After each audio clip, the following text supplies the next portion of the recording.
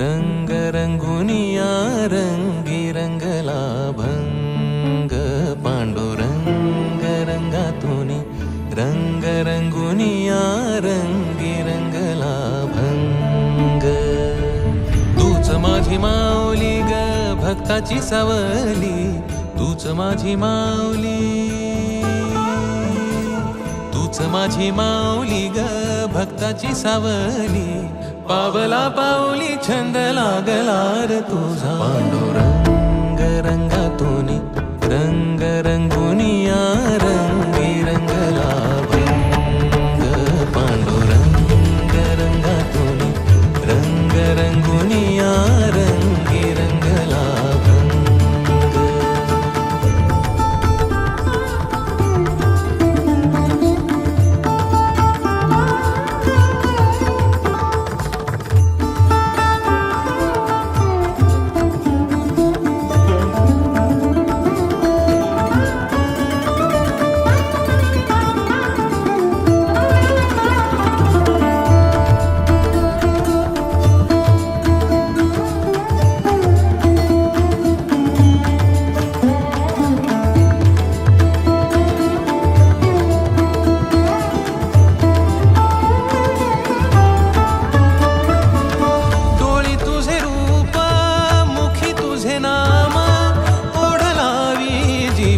सावळा हा रंग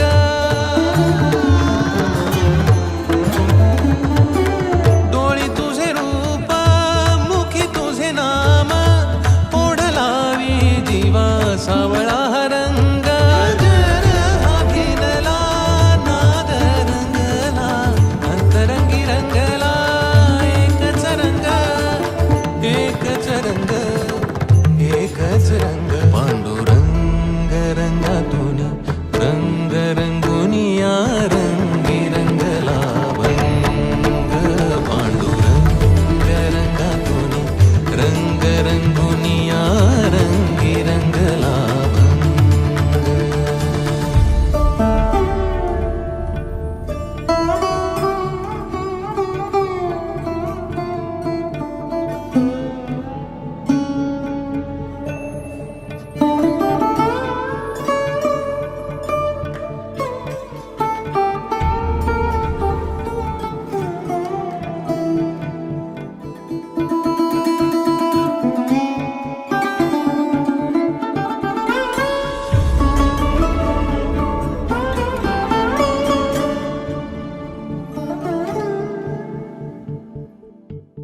मनी लागे आसा भेटिया मै बाप अंतर सरून आली सारी लेकुर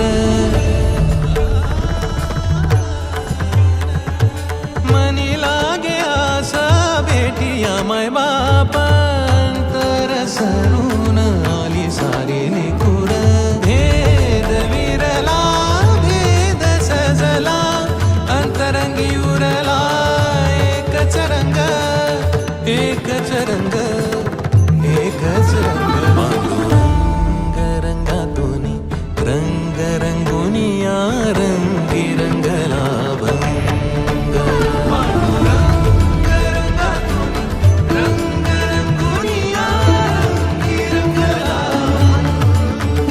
पांडुरंग रंगातुनी रंग रंगुनिया रंगी रंगला तूच माझी माऊली ग भक्ताची सावली तूच माझी माऊली तूच माझी माऊली ग भक्ताची सावली पावला पाऊली लागला र तुझा पांडुरंग रंगातोनी रंग रंगोनिया रंगी रंगला मंग पांडुरंग रंगातोनी रंग रंगोनिया रंगी रंगला मंग पांडुरंगा विठ्ठला पांडुरंगा विठ्ठला रंगा विठ्ठला श्रीरंगा विठ्ठला पांडुरंगा विठ्ठला पांडुरंगा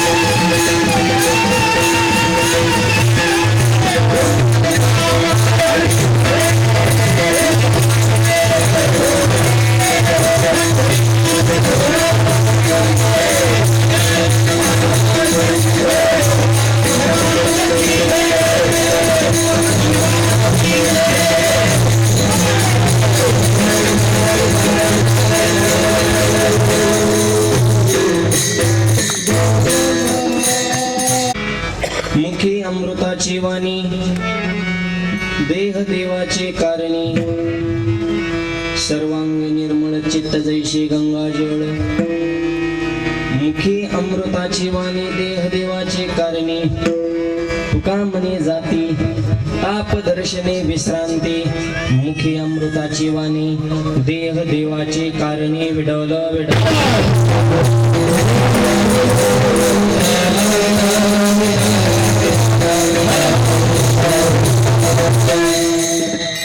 पांडुरंगा गुरु प्रथम मन दुसरे चरण संधाज्या त्यांच्या कृपादाने कथेचा विस्तार बाबाजी सद्गुरु दास दुगा ओम नमो ज्ञानेश्वरा करुणा करा दयाळा तुमचा अनुग्रह लादलो पावन झालो चराचरे नमो सद्गुरु तुगया ज्ञान देवा नमो सद्गुरु सचिदानंद रूपा नमो सद्गुरु भक्त कल्याण मूर्ती नमो सद्गुरु भास्करा पूर्ण कीर्ती जगद्गुरु तुकोबऱ्याच्या अभंगातून बीज जर शुद्ध असेल तर त्या शुद्ध बीजाला फळं कशी लागतात या विषयाचं चिंतन करतात.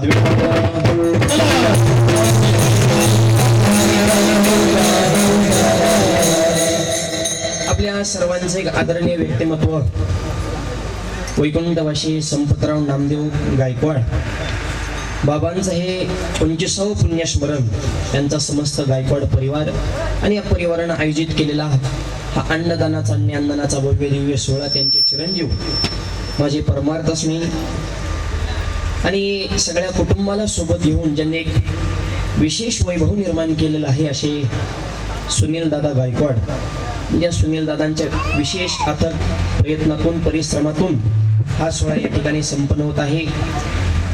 त्यांना यशस्वी साथ देणारे त्यांचे बंधू किशोरजी गायकवाड आणि आमच्या आईसाहेब आदरणीय रंजनाताई गायकवाड अत्यंत शून्यातून विश्व निर्माण करून आपल्या मुलांवर आपल्या परिवारावर सुंदर संस्कार घडवले समाजामध्ये आदर्श विचाराचं कुटुंब निर्माण केलं अशा या भाग्यवान मातोश्री आणि सुनील भाऊंच्या जीवनामध्ये त्यांना यशस्वी साथ देणाऱ्या त्यांच्या धर्मपत्नी भाग्यश्री ताई आदी करून त्यांचा समस्त परिवार त्यांच्या परिवारातील सर्व व्यक्तिमत्व पाहुणे मंडळी मित्र परिवार आत्पेष्ट गावातील वारकरी मंडळी भजनी मंडळी समाजकारणातील राजकारणातील सर्व क्षेत्रातील दिग्गज मंडळी या ठिकाणी उपस्थित आहेत. सगळ्यांचे आभार सेवेला प्रारंभ मिळाला.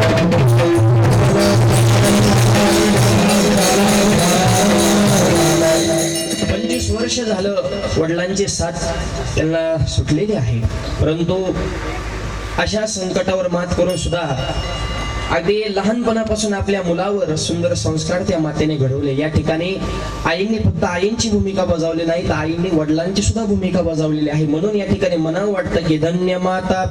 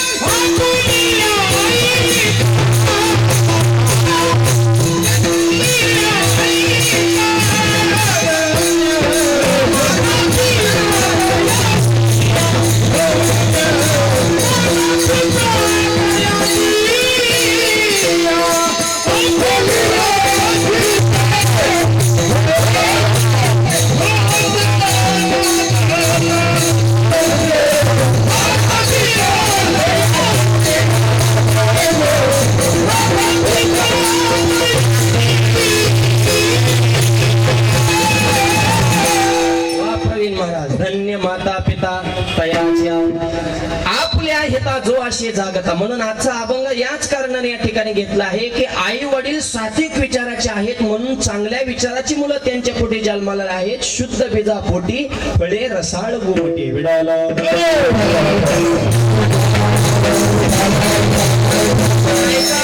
रोज जेवढ्या सहज हा अभंग आपण म्हणतो तेवढा सोपा नाही बरं का. रोज बोलता बोलता कुणी म्हणतं शुद्ध बीज पोटी फळे रसाळ गोमटी पण तुकोबारांचे शब्द सोपेत अर्थ फार त्याच्यात भयंकर आहे. त्याच विषयाचं चिंतन आज आपल्याला करायचंय.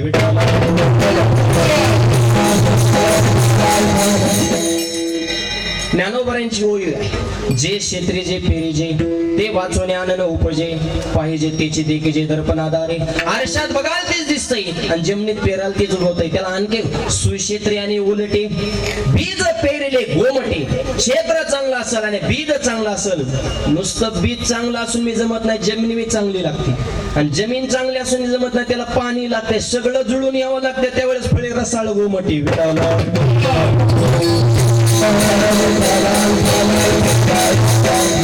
आता शुद्ध बीजापोटी फळे रसाळ गोमटी या शब्दाचा सरासरी आणि सहज अर्थ असा होतो की आई वडील चांगले म्हणून मुलं चांगली. पण असं होत नाही. या शब्दाचा एवढा मर्यादित अर्थ नाही. जर असाच जर अर्थ घ्यायचा म्हणलं तर हिरण्यकश्यप काय लय वारकरी होता काय? त्याच्या पोटी कोण जन्माला आला? भक्त प्रल्हाद. वडील वाईट आहे पण मुलगा वारकरी. मग ही जोडायचं कुठं शुद्ध बीजापोटी?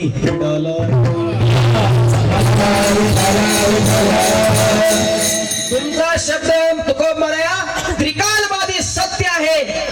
म्हणजे कसं काय शक्य? वडील वाईट आहे, प्रल्हाद चांगला आहे, मग शुद्ध बीजापोटी कसं काय? बरं आणखी एक उलट उदाहरण आहे का? भगवान श्रीकृष्ण आणि त्यांच्या पोटी मुलगा जन्माला आला, त्याचं नाव साम. वडील चांगले पण पोरगा वाईट आहे. का? संगतीने बिघडला. तुम्ही कोण आहात हे महत्वाचं नाही, तुम्ही कोणाच्या संगतीत आहे फार महत्वाचं आहे. अरे सज्जन को सज्जन मिले तो दो दो मारे बाता, दुर्जन को दुर्जन मिले तो दो दो मारे लाता. चांगल्याच्या संगतीत राहा, चांगलंच होणार.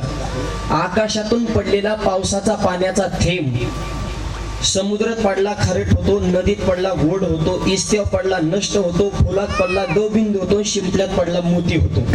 थेंब एकच आहे, संगत भिन्न आहे. माणसं एकच असतात, संगतीमुळे बिघडतात.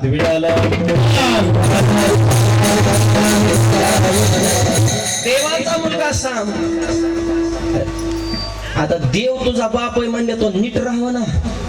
चांगल्याच्या ही मोठ्याची पोरं काय नाही नीटच राहतात असं नाही बरं. ही गरिबीतून मोठी जी होतात ना त्यांना जमनीव कसं राहायचं हे कळत असतं. पण ही वडिलांनी कमीवलं. योगेश्वर जगद्गुरु वर्ग संख्येने बिघडलं आणि गावामध्ये साधू आले आणि ते 4-5 जणांनी त्या देवाच्या मुलांनी ठरवलं साधूची थट्टा करायची. थट्टा लय वाईट आहे. नाथ मला सांग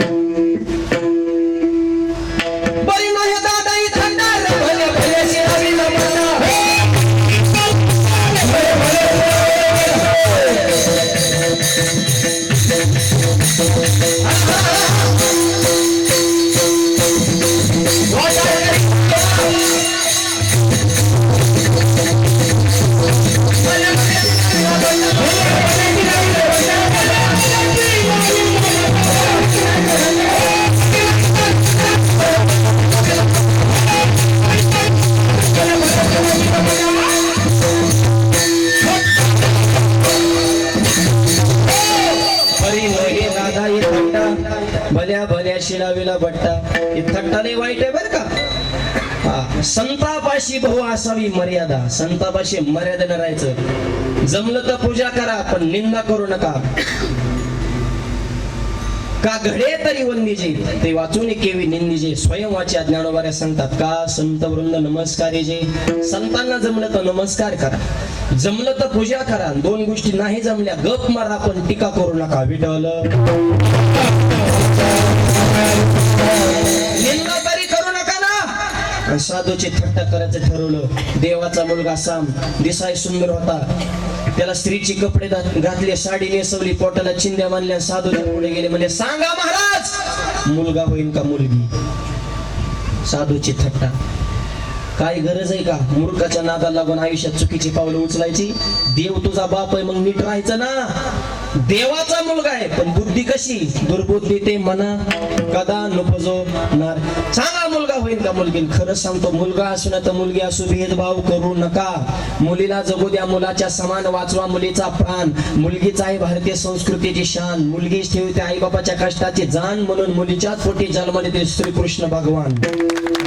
देव जरी यायचं म्हणलं तर आधी देवकी माता आले पाहिजेत ना. स्त्री शक्ती. मुलगी जेवढी बापाची इज्जत जपते तेवढा उलट पोरगा जपत नाही. बाप जर उपाशी झोपला तर मुलगी जिवाळ्याने येते. बाबा उठा जेवून घ्या 2 घास खान मग झोपा. पोरग तसं नाही, खिडकीतून डोकावतो. झोपले का म्हातार मग झोपून द्या. त्याच्या वाटणीचं मीच चूप येतो म्हणला.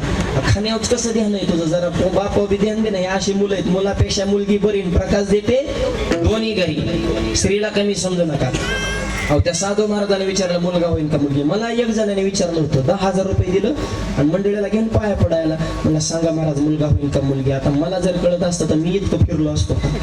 मी दणकून सांगितलं 100% पोरगाच होणार का नाही. बाहेरच मागं सरल्या पोरगा नाही झाल्या. मी म्हणलं पोरगी नक्की होणार. आता मुलगा नाही, अरे असू दे ना मुलगी. मुलगी सुद्धा कशी असावी. कन्या तरी ऐशी देई, तैशी मीरा मुक्ताबाई, तैशी मीरा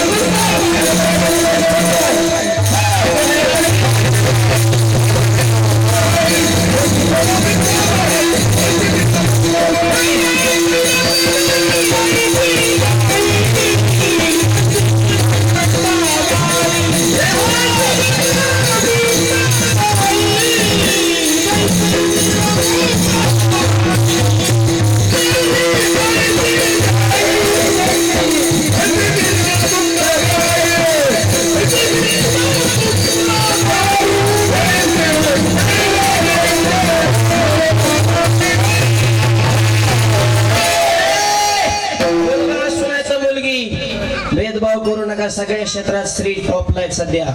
गायक, वादक, IPS, PSI, कलेक्टर, प्रांत आमदार, खासदार, पंतप्रधान, राष्ट्रपती सुद्धा महिला द्रौपदी मुर्मू. देश तुमच्या ताब्यात आहे. आपण फक्त पतीत आणि ह्या राष्ट्रपतीत. आणि स्त्रियांना नाव ठेवण्याचा कुणाचा अधिकार नाही. आमच्यातले काय काय मंडळी टीका करते, एखादी गोष्ट महिलांना सांगितली ती गोष्ट महिलांच्या पोटामध्ये राहत नाही, लगेच पुढच्याला सांगून टाकतात. नीट ऐका, अख्खं जग म्हणतं की महिलांच्या पोटामध्ये काहीच राहत नाही, पण मी म्हणतो अख्ख्या जगाला अगोदर महिलांच्याच पोटात राहावं लागलं, मग जन्माला यावं लागलं. देव जरी नाही भगवान श्रीकृष्ण मोठ्या मागे बरं डायरेक्ट अवतार जमलं का? का देव की मातेच्या कुशीत राहावं लागलं? ही स्त्री शक्तीची पावर आहे विटावलं.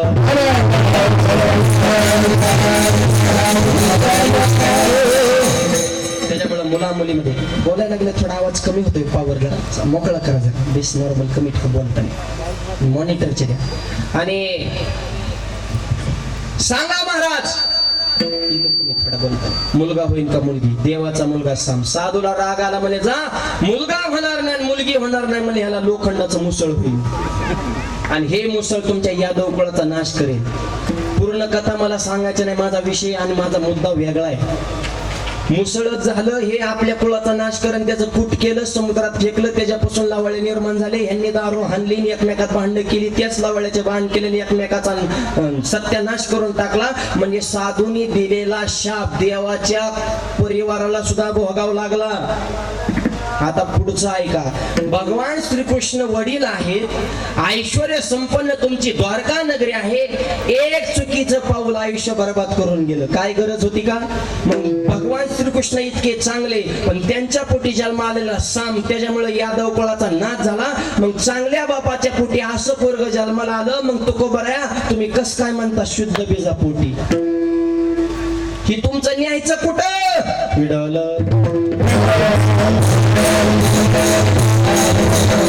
तिकडं बाप वाईट आहे तर पोरग चांगलंय प्रल्हाद, तिकडं बाप चांगलाय तर पोरग वाईट जन्माला आलं. आणि मग कस काय म्हणतात शुद्ध बीजा पोटी. या शब्दाचा अर्थ असा आहे की बीज या शब्दाचा अर्थ आहे फक्त आई वडील चांगले म्हणजे मुलं चांगली जन्माला येतात असं नाही. बीज शब्दाचा अर्थ आहे संस्काराचं बीज, विचाराचं बीज, सत्कर्माचं बीज. नुसता जन्म देणे म्हणजे आई वडिलांची जबाबदारी नाही, तर जन्माला आलेल्या मुलाच्या जीवनावर संस्काराचं बीजारोपण करणं हे अत्यंत गरजेचं आहे. ज्या आई वडिलांनी आपली मुलं संस्काराच्या बीजानं, विचाराच्या बीजानं घडवली, तीच मुलं रसाळ आणि गोमटी असतात अभंगाच्या पहिल्या चरणात. शुद्ध बीजा पोटी, शुद्ध बीजा पोटी, शुद्ध बीजा पोटी, शुद्ध बीजा पोटी, शुद्ध बीजा पोटी, शुद्ध बीजा पोटी, शुद्ध बीजा पोटी, शुद्ध बीजा पोटी.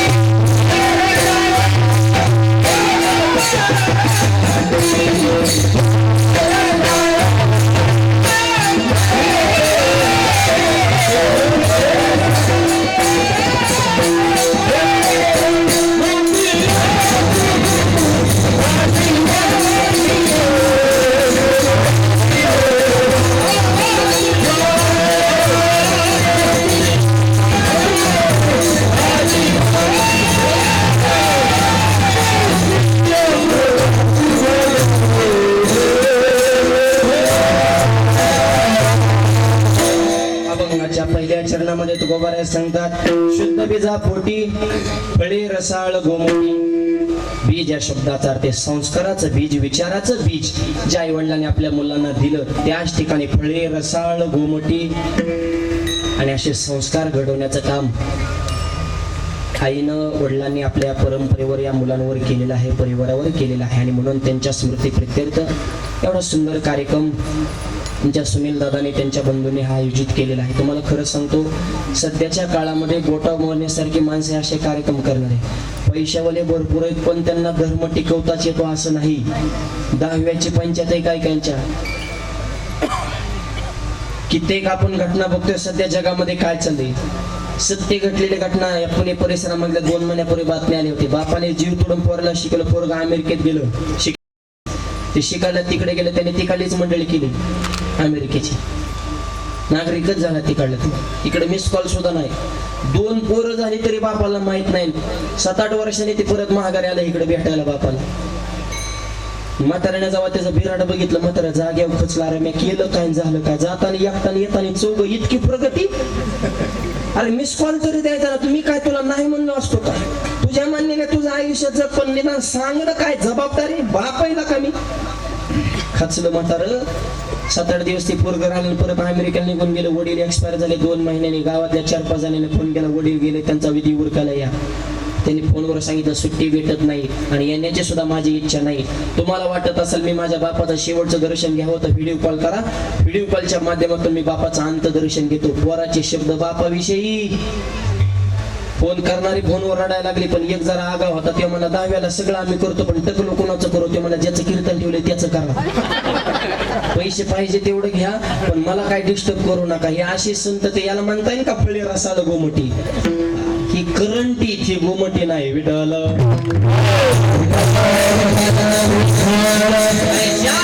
आपल्यासाठी आपलं जीवन जाळलं मायबाप आणि आपल्याला हे विश्व दाखवलं, संस्कार दिले, त्यांच्याविषयी कृतज्ञतेचा भाव असणं ही सोपी विचारसरणी. याला तत्वज्ञान कशाला लागते, ते सोपं आहे ना.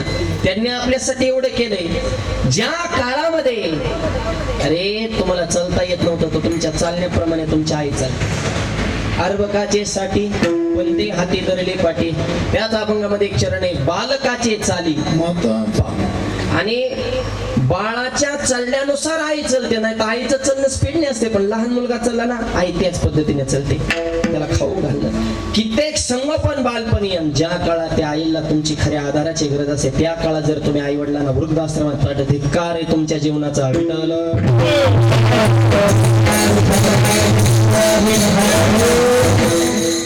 यासाठी फळे रसाळ गोमटी. मला गायकवाड परिवाराला विशेष आनंद वाटला की एवढा सुंदर कार्यक्रम एक 25 वर्षानंतर वडिलांचं स्मरण व्हावं, एक आठवण व्हावी, त्या निमित्तानं अन्नदान ज्ञानदान घडावं म्हणून एवढा सुंदर कार्यक्रम आयोजित केला. असे कार्यक्रम करण्यासाठी पैसा लागत नाही. हे कार्यक्रम करण्यासाठी वाघाचं काळीज लागतं. हे कोणाचं काम नाही. टाळ कुठंही वाजत नाही. टाळ कुठं वाजतो. भाग्यवंत घरी भजन पूजन.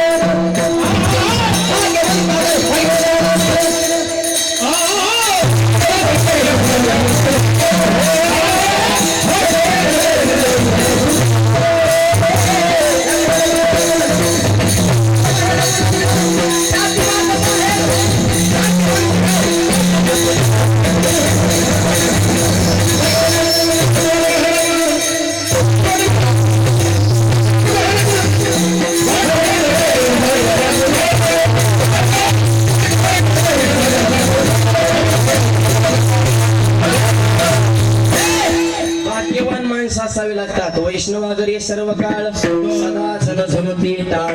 हे कुणाचंही काम नाही आणि आपण पुण्य स्मरण करतो यात नवल नाही. जगद्गुरु तुकोबाने सुद्धा त्यांच्या वडिलांचं पुण्य स्मरण एवढ्याच थाटामाटामध्ये भव्य दिव्य स्वरूपामध्ये आयोजित केलं. तुकोबरायांचे वडील बोललो बा महाराज निष्ठावंत वारकरी होते म्हणून तर तुकोबराय स्वाभिमान प्रगट करतात ना. माझ्या वडिलांची निराश का देवा, निराश का देवा.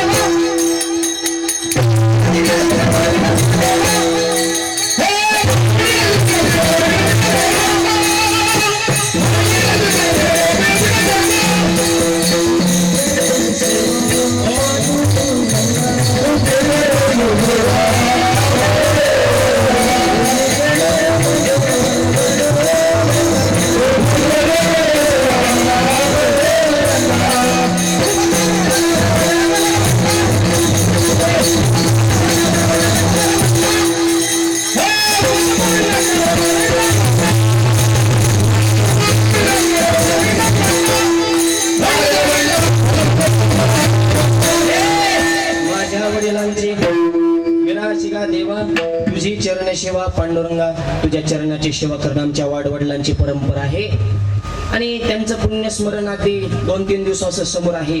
आणि जिजाऊ माऊलीचं आणि तुकोबाऱ्यांचं जेवण चालून जेवण करता करता एक दिवशी जिजाऊ आईसाहेब तुकोबाने म्हणतात महाराज 2 दिवस आपल्या बाबांची पुण्यतिथी आहे, अन्नदान करा, ज्ञानदान करा, वारकरी बोला, भव्य कार्यक्रम आयोजित करा. थोडं मॉनिटर लावायचं.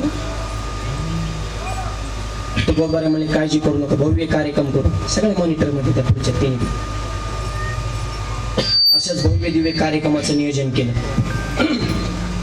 पण अडचण अशी निर्माण झाली ज्या दिवशी वडिलांची पुण्यतिथी आहे तुकोबारे पहाटे इंद्रायण गेले, काकडा सुरू केला. काकडा असा रंगात आला की वडिलांचं पुण्यस्मरण हे तुकोबारे विसरून गेले, तसेच भांडारा डोंगराव गेले. आता करा विचार, एवढा मोठा कार्यक्रम मालकच गायब झाले, कसं काय नियोजन लागायचं. तुकोबारे गेले भजन करत भांडारा डोंगराव आणि दारात माणसं यायला सुरुवात झाली. जिजाऊ माऊलीला टेन्शन आलं, महाराज कसं काय अजून यायला, लोक यायला सुरुवात झाली. तुम्ही म्हणता वडिलांचं पुण्यस्मरण ते कसं काय विसरलं. असा कुठं लेख असतो का. ते लेख नंतर येत, अगोदर संत आहेत आणि संतांची भजनाची अवस्था आठवाची नाही.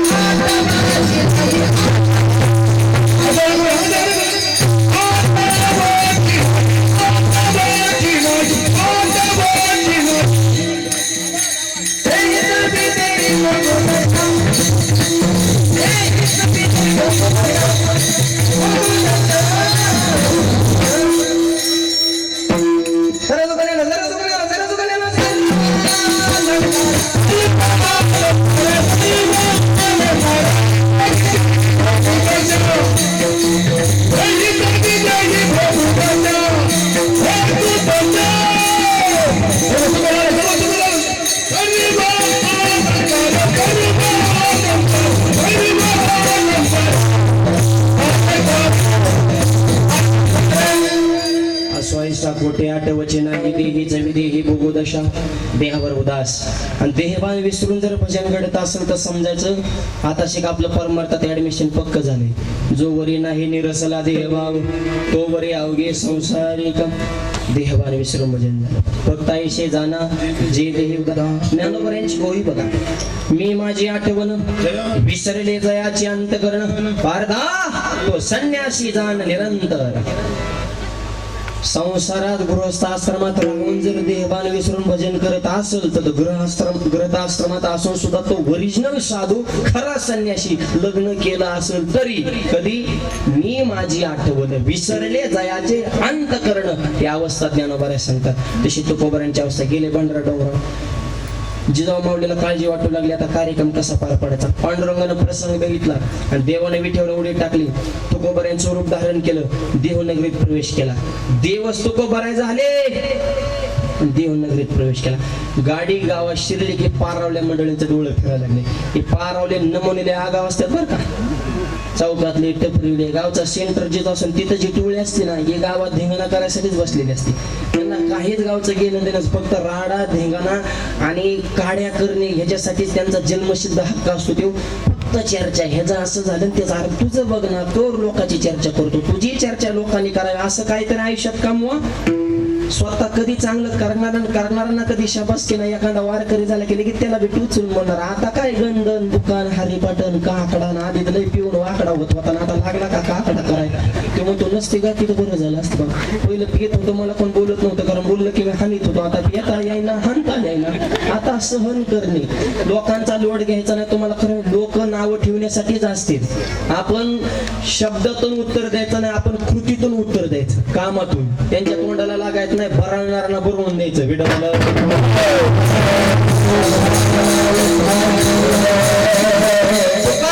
हसे जन नाही काढत लोकांचा लोड घ्यायचा नाही. लोक कोणालाच नीट बोलत नाही आणि 100% समाज एका कोणत्याच व्यक्तीला मान्य करू शकत नाही.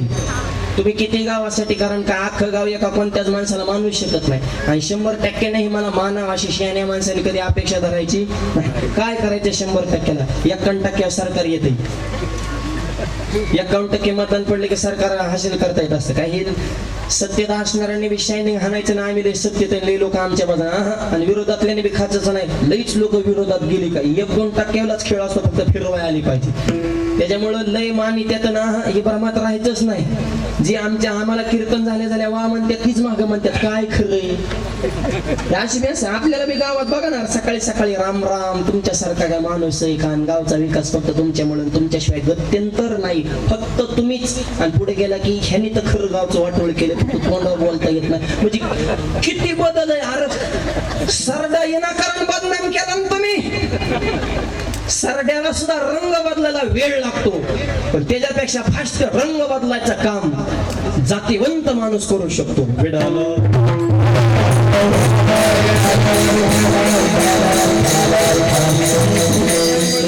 लोकांचा लोड घ्यायचा नाही. लोक हे समाज असाच.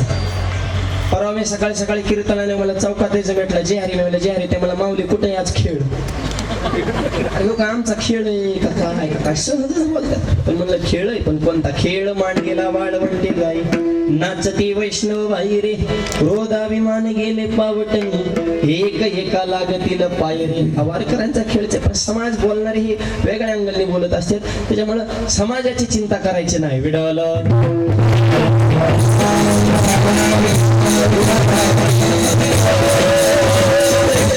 आता एवढा सुंदर कार्यक्रम केला आमच्या सुनील भाऊनी त्यांच्या परिवाराने तरी काय कांच्या डोक्यात गणगण असेल कशामुळे केला असेल. करू नको पण जळू नको ना. करणारा नका नाव ठेवतो. तू निवांत कीर्तन ऐक पंच्या पाकवाने कचून खा घरी जाऊ निवांत झोप जास्त डोकं लावू नको ना. तुला आहे तोपर्यंत आई बापाला त्रासच दिला आणि गेल्यानंतर तर काय असले काम तुझ्या हातून घडणारच नाही. तू करूच शकत नाही. तेरे बस की बात नाही हो. लेकिन करणाऱ्यांना तरी चांगलं म्हणा पण झळकी प्रवृत्ती इतकी वाढली नाही. जळजळ आणि अंतःकरणातली जळजळ शब्दाच्या द्वारे बाहेर पडत असते. हा जरा जळजळ कमी करा. एखाद्याने गाडी घेतली आनंद होत नाही हप्ते घेतली असेल अरे त्याने जमीन काही करा तुला काय करायचंय. अरे शेजाऱ्याने बंगला बांधला म्हणजे आपण बंगला बांधला अशी भावना ठेवा. नाही बांधणं होत त्याच्याच बंगल्यात जायचं त्यालाच गोड बोलायचं त्याचाच चहा प्यायचा त्याचाच टीव्ही बघायचा आणि गप्पा मारून माघारी यायचं. आणि आपलं त्यांचं जमत नसतं त्यांच्या बंगल्याची सावली जिकडे पडते तिकडे बाश टाकून झोपायचं पण जळू नको ना. जळून काय होणार आहे मला सांगा ना. पण ही आणि जळतो कोण जो बरोबरी करू शकत नाही. हा एवढ्या मोठ्या घराची गरज तुला बांधणं होत नाही ना. आता आमची गाडी समजा 5-50 लाखाची कशाला महाराज लोकांना प्रश्न तू सायकलवर फिरवतो मग आम्ही कवर भिकारी राहावं. आणि ज्यांनी गावाच्या गावं लुटली ती वाजनात राहते आणि वारकऱ्यांनी दलिंद्रावणी राहायचं का. अरे ज्ञानोबरा तुकोबरांची लेकरे जायचे द्वारी सोन्याचा पिंपळ वाजनात राहायचं कीर्तनकारांनी वारकऱ्यांनी वारकऱ्याचं टोपे कडक घालायच्या पोयतेवणी कडक. महाराष्ट्र लुटला ती वाजनात राहते आणि खरी सेवा करणाऱ्याने का भिकाऱ्यावणी राहायचो. राजाची कांता मोठ्याची लेकर आहेत मोठ्यासारखंच राहायचं.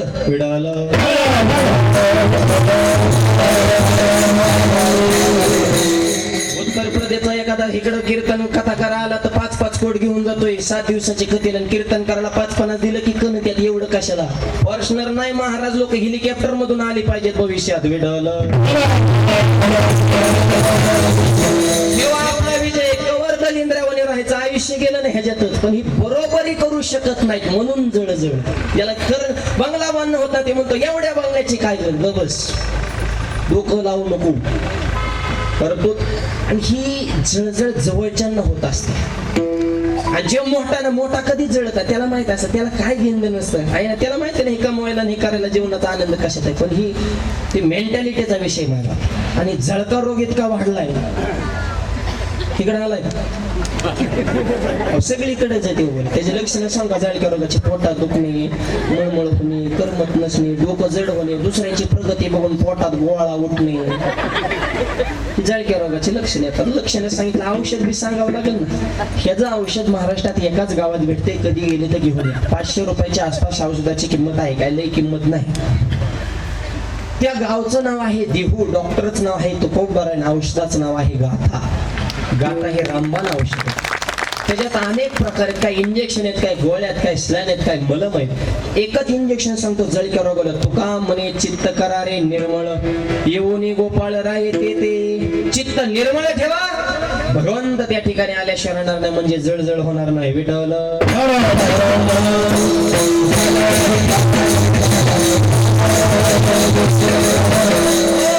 आणि म्हणून तुकोबाराच्या बाबतीत गावात चर्चा कशासाठी एवढं अन्नदान ज्ञानदान तुकोबाराने केलं असेल बा, आजही चर्चा आहे. पण ऐका, हे कार्यक्रम करण्याचं सार सांगतो. अन्नदान ज्ञानदान हे पुण्यस्मरण का करायचं?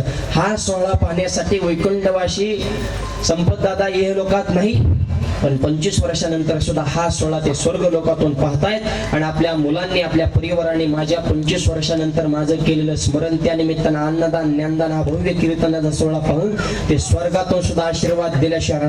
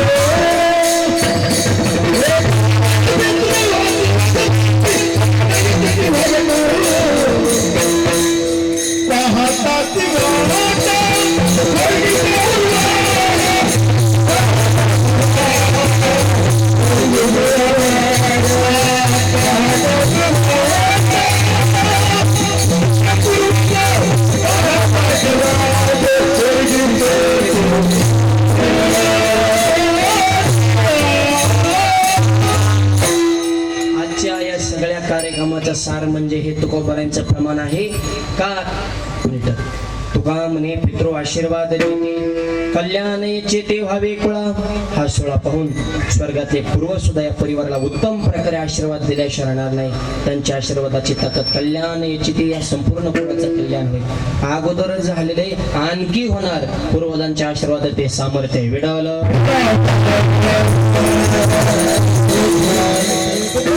भंडारा डोंगराव आहेत, देव तुकोबारा झाले आणि तुकोबारांच्या रूपामध्ये भगवंतानं तुकोबारांच्या वडिलांचा सगळ्या पुण्यस्मरणाचा सोहळा पार पडला आणि तुकोबाने पांडुरंगाला प्रश्न केला, माझ्या वडिलांच्या पुण्य त्या दिवशी तुम्हाला काम करण्याची गरज काय होती? तर देवाने उत्तर दिलं, तुकोबारा तुमच्यावर तुमच्या वडिलाचं ऋण आहे, पण माझ्यावर तुमच्या 8 पिढ्या पंढरपूरच्या वारीचं ऋण आहे आणि या वारीच्या ऋणाच्या ओझ्यातून मुक्त होण्यासाठी मी तुमच्या रूपामध्ये काम केलं. तुकोबारांच्या वडिलांच्या पुण्यस्मरणाला साक्षात भगवंताला यावं लागलं, कारण वडील सुद्धा भाग्यवान, तुकोबारांसारखं रत्न सुद्धा भाग्यवान. यालाच म्हणायचं शुद्ध बीजा पोटी फळे रसाळ गोमटी. पण ऐका, आता एकच प्रश्न पुढच्या चरणात एंट्री. बीज शुद्ध आहे हे ओळखायचं कशावरून? अभंगाच्या दुसऱ्या चरणात मुखी अमृताची वाणी, मुखी अमृताची वाणी, मुखी अमृताची वाणी, मुखी अमृताची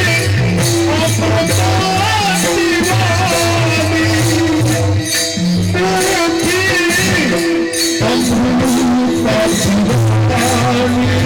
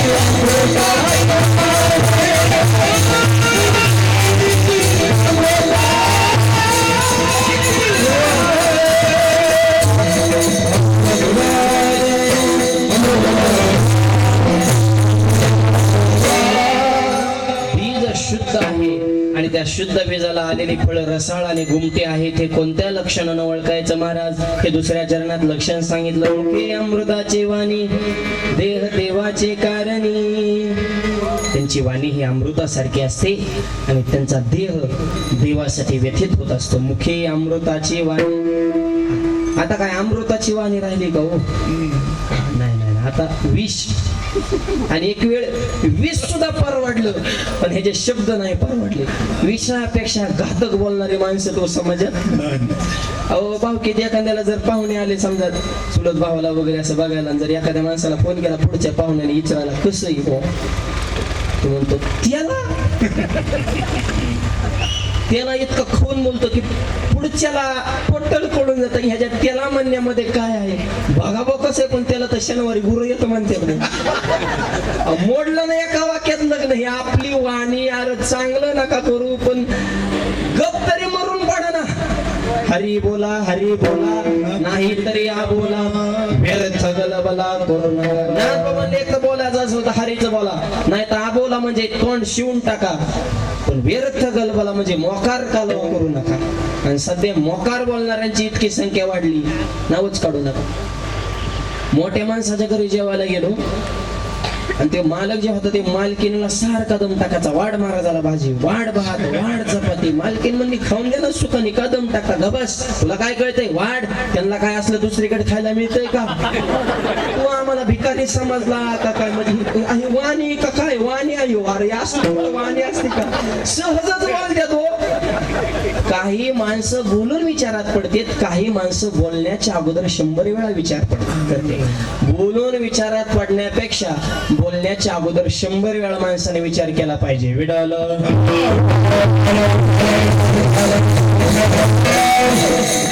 कसं बोलायचं?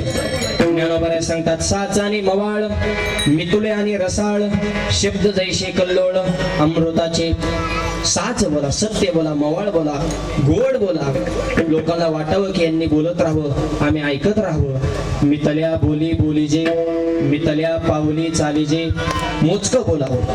आणि तो बरोबर म्हणजे आम्ही असं बोलतो, बोलू ऐसे बोले जेने बोले विठ्ठल बोले. बाकीचं बोलतच नाही. आता देवा विन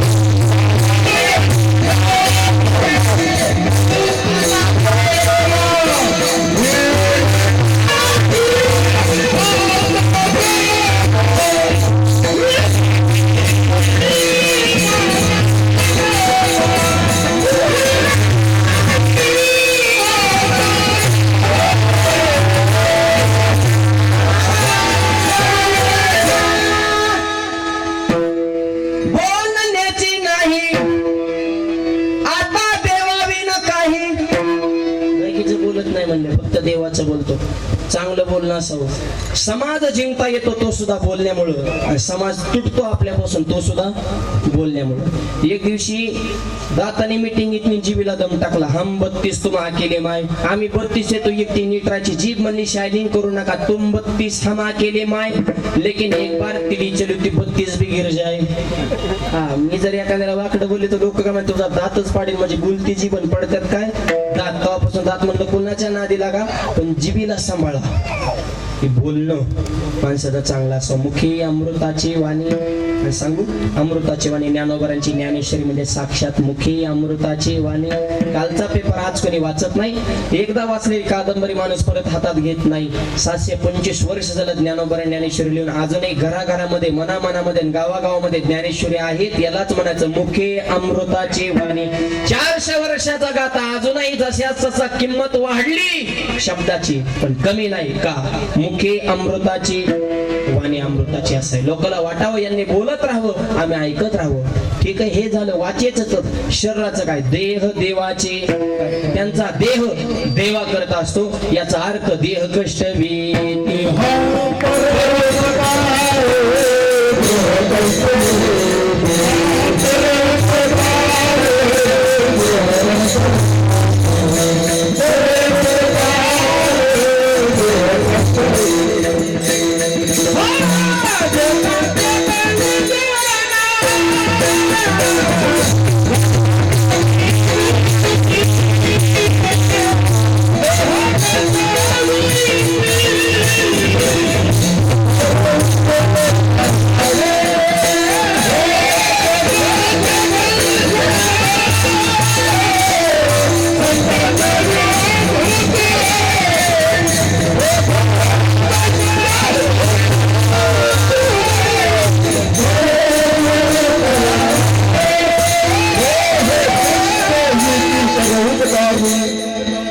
जगाच्या कल्याणा संतांच्या विभूती. आवाज.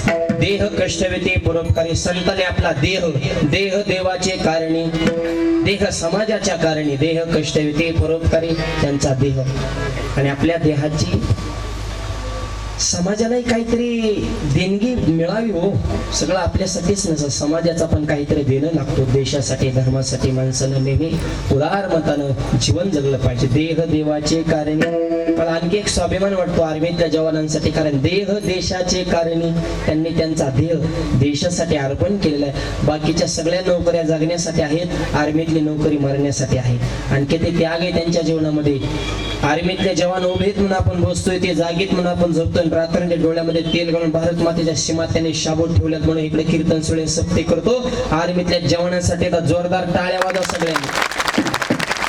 आणि तुमच्या आमच्यासारख्या सर्वसामान्य शेतकऱ्याची, कष्टकऱ्याची, गोरगरीब वारकऱ्याची पोरं आहेत आर्मीमध्ये.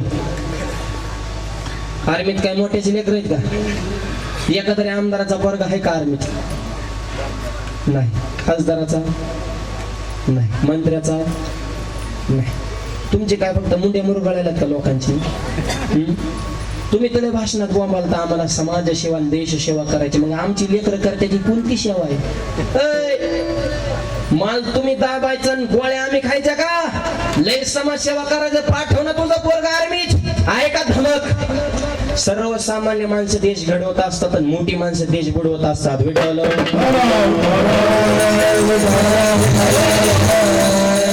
विषयी स्वाभिमान व्यक्त करा. किती त्याग आहे माय बाप.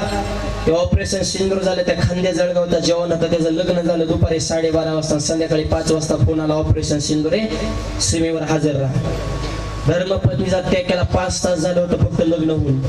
मालकीनेच्या डोळ्यात पाणी आलं, स्वामी चालले का सोडून? त्यांनी सांगितलं, तुझ्या अगोदर माझं लग्न माझ्या भारत देशाच्या मातीसोबत लागले, तुझ्यासोबत नंतर आहे. अगोदर मी देशासोबत लग्न केले, मला जावं लागलं, धर्मपत्नी सोडली, पण भारत माता सोडली नाही. असे त्याग करणारे माणसं समाजात आहे, म्हणून समाज टिकून आहे. विठ्ठल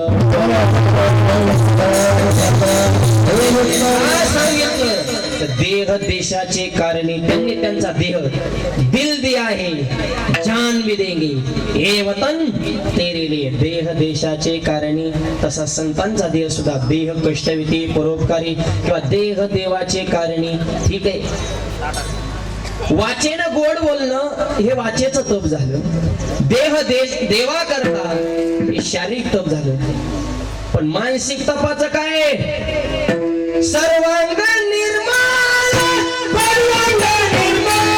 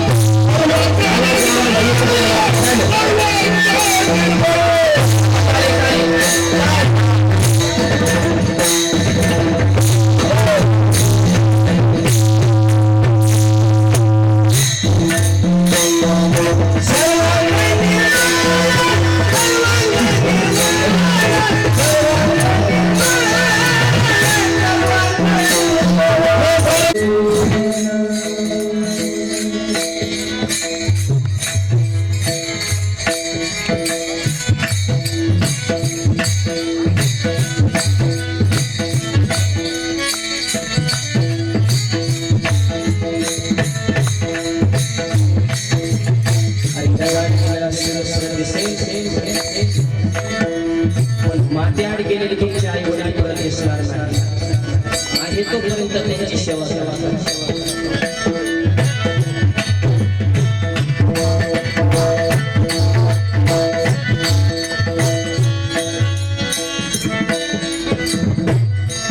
कधीतरी बापाचं बनेल बघा.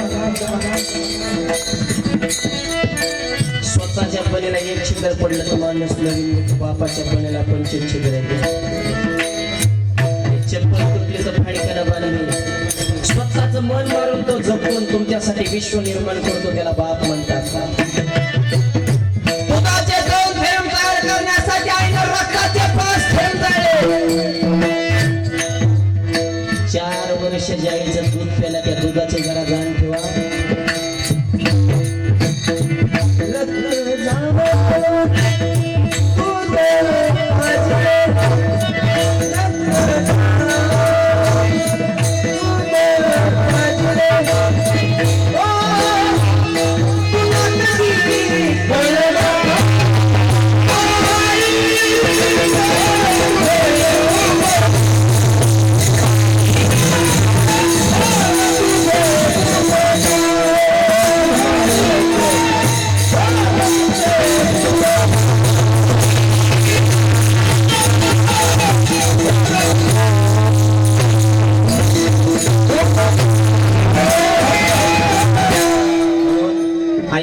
सेवा करणे मुलाचं आद्य कर्तव्य आहे.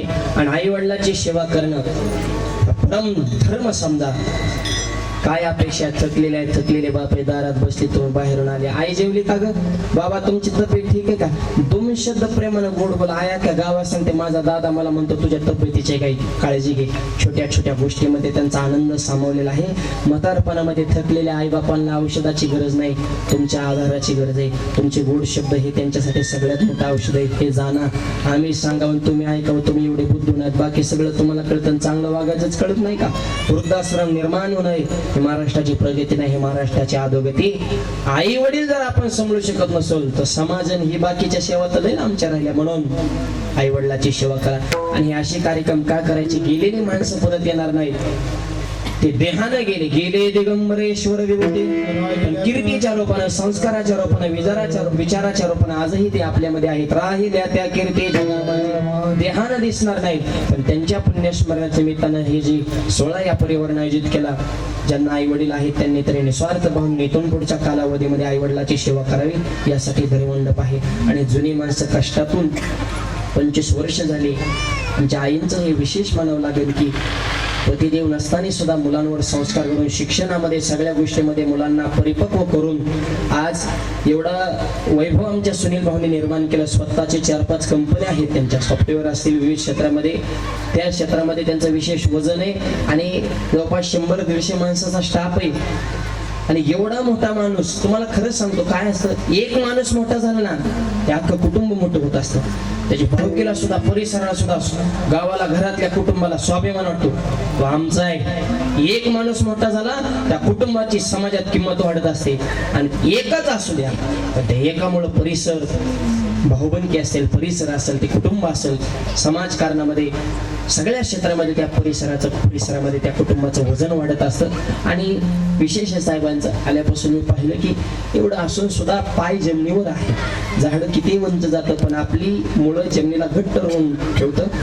आणि ज्याला वर जायचे त्याने हे खालून मुळं घट्ट ठेवायचे, म्हणजे ज्याचे पाय जमिनी आहेत ते कोलमडत नसतो. पायच जमिनीवरच म्हणल्या मग काय, हवेत गेला तर मग पडायची भीती ना. पाय जमिनीवर, नम्र झाला भूता तेने कोंडिले अनंता, ही नम्रता असं त्यांचं जीवन. आणि त्यांच्या कार्याला आदरणीय आमच्या वहिनी साहेबांची सुद्धा यशस्वीपणे साथ आहे. कारण कोणताही कार्य घडवण्यासाठी तुकोबारांचा परमार्थ आणि तुकोबारांचा संसार दोन्ही गोष्टी जिजाऊ माऊलीमुळे झालेल्या आहेत. तशी यशस्वी साथ देणाऱ्या वहिनी साहेब, एकंदरीत कुटुंब, आणि सगळ्यात विशेष बंधू प्रेम. भाव 2 आहेत पण एवढ्या बंगल्यात किचन एक आहे, हे विशेष आहे. आणि ज्याच्या सोबत भाऊ आहे ना त्याला बाकीच्यांची गरज नाही हो, कारण भाऊ सोबत पाहिजे. प्रसंग आल्यावर गाव येणार नाही पण तुमचा भाव आल्याशिवाय राहणार नाही.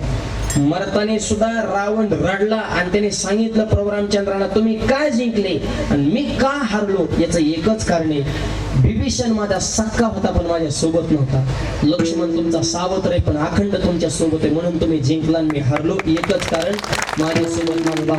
काय लय मोठी झाली पण भावालाच नीट बोलत, काय जाळायचं तुझ्या मोठेपणाला. नाही, बाहेरची फायदा घेतात आणि तू घरातल्यांना येडेवणी करतो, त्याचा उपयोग काय. बंधू प्रेम, भाव भावाती की असावी, तसे दोनही भाव विचाराने एक आहेत. राम लखनची जोडी, असाच एक विचार या कुटुंबात अखंड राहावा हीच ज्ञानोबा यांच्या चरणी प्रार्थना आहे. असं समन्वय साधणारं हे कुटुंब आहे. आणि एवढं घडवण्यासाठी त्या आईनं सुद्धा 25 वर्ष घासता खाऊन मुलांना हे विचार संपन्न मुलं घडवणं, प्रत्येक क्षेत्रामध्ये स्वतःचं करिअर क्षेत्रामध्ये विश्व निर्माण करणारे मुलं घडवण्यासाठी आई वडिलांची सुद्धा साथ असावं लागते. वडील 25 वर्षापूर्वी गेले पण त्याही पश्चात आई वडीलही झाल्या आणि आईची सुद्धा जबाबदारी पार पाडली आणि मुलांवर सुंदर संस्कार घडवले. म्हणून तुमच्या सुनील दादांचीच इच्छा होती की वडिलांचं पुण्यस्मरण व्हावं आणि आईच्या डोळ्या समक्ष सुद्धा हा भव्य सोहळा व्हावा. अन्नदान, ज्ञानदान, अनाथ शाळेला सुद्धा ते भरघोस अशी देणगी देणार आहेत. असा सामाजिक कार्यक्रम, धार्मिक कार्यक्रम समक्ष घडावा. त्यालाच म्हणा शुद्ध बीजा पोटी फळे रसाळ गोमटी. आणि म्हणून हे कधी घडतं की कष्टातून माणसं मोठी. आज त्या आईला विचारा, 25 वर्ष झालं पतिदेवाचे साथ नाही, कमी खस्ता खावं लागतात का मायबाप जीवनामध्ये. शिवाजी महाराजांना सुद्धा हे दुःख जाणवलं.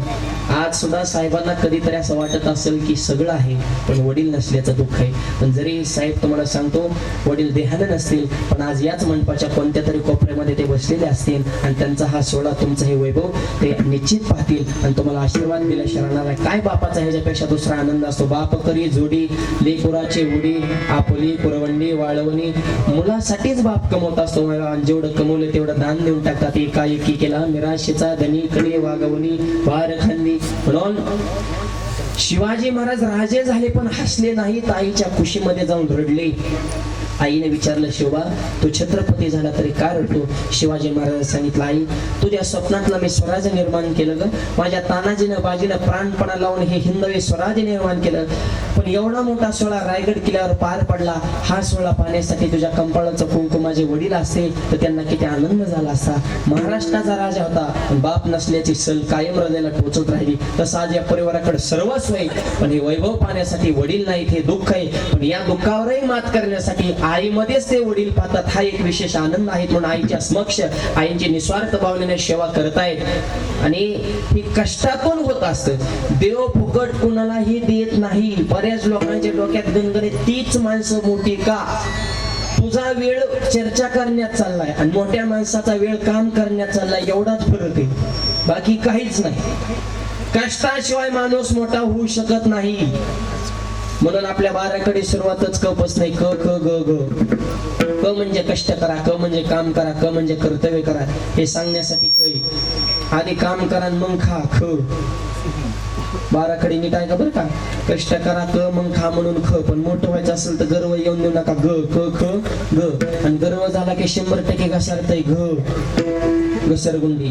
घसरायचं नसेल जगात क्रांती करायची असेल कधीच कोणाचा चमचा होऊ नका. च. सध्या चमचे लय वाढले तर सध्या चमच्याचाच काळ आहे. सध्या ही नगरपंचायत नगरपालिका आता झेडपी पंचायत समिती ही लई तोंडा वा वा. परत हाय तिचं मैंद मुखीचा कोवळा भाव अंतरेचा निराळा. चमच्या म्हणजे आयुष्यात कधी कुणाचा चमचा झाला नाही ते जीवनात एकदा छत्रपती नक्कीच होणार. म्हणून छ च छ. ज्याला छत्रपती व्हायचे त्यांनी कधीच कुणावर जळू नका. ज च छ ज. माणसाने मळका असाव पण जळकं नसाव. आणि जेव्हा कधी कुणावर जळाला नाही देव त्याची झाडं झडती होऊन देत नाही. झ. आयुष्यात टाकाटक राठ मुद्द्यावर ठाम राठ. संकटाला डगमगू नका. ड. मोठं झाल्या ढगात जाऊ नका. ढ. प्रत्येक क्षेत्रात तरवेज व्हा. तरवेज वाचाल थकू नका. थ. यश मिळेल पण जरा दम धरा. ध. दम धरण्यासाठी धाडस ठेवा. ध. आणि धाडशी जरी झालं तरी नम्रता सोडू नका. न. त थ द ध न. एवढेच बाराकडे भरपूर झाले. तुम्हाला आता सगळेच एकदा सांगितलं. लोड येत असतो कारण हुशार डॉक्टर असतो. ते गोळ्या सुद्धा मापात घेत असतो. लय गोळ्या एकदाच दिल्या मग चेक करत असते. परत 8 दिवसांनी ते व्हिजिटला बोलत असतो. नेताने कागद सुद्धा सोबत आणा अशी विनंती करत असतो. आणि गोळ्या एकदा मापातच द्यायच्या असतात. एवढ्याच गोळ्या फक्त तुम्ही ध्यानात ठेवा. आणि पथ्य बाळा म्हणजे शेवट रिझल्ट येईल. त्या रिझल्टचं नाव आहे ज्ञान. शेवट न्य. पण सुरुवात काय? क. कष्ट. कष्टातून माणसं. पंपत भाऊ असतील त्यांनी हे विश्व निर्माण केलं. आईने सुद्धा हे 25 वर्ष काळ हे कष्टातून ही सगळी पिढी घडलेली आहे. म्हणून जीवनामध्ये कष्ट करा. कष्ट हेच खऱ्या अर्थानं आपल्या जीवनाला तारणार आहे. त्याला शास्त्राच्या भाषेत अभ्यास म्हणतात. असाध्य ते साध्य करिता सायास कारण अभ्यास तुका म्हणे. आणि म्हणून तुका बऱ्याच सांगतात मी सुद्धा समाजाचा असा बारीक अभ्यास केला आणि मला हे जाणवलं. आनंदी माणसं राहायचे असेल तर चित्त जैसे गंगाजल. ठीक आहे महाराज. मुखात अमृतासारखी वाणी. त्यांचा देह देवा करता देशा करता समाजा करता आणि सर्व अंगाने ते स्पंस निर्मळ आहेत. अशा माणसाचं जर दर्शन झालं तर